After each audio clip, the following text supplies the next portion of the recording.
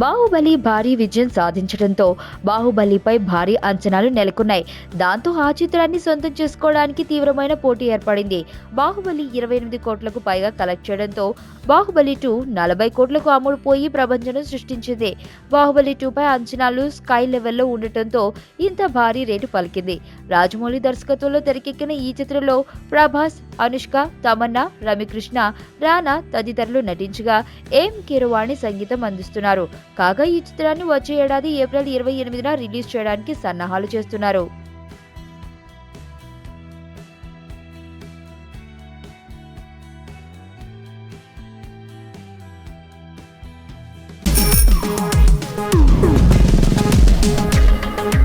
ప్రపంచంలో ప్రతి ప్రేమ కథ మధురంగా ఉంటుంది. మనది మనకు మరీ అద్భుతంగా ఉంటుంది.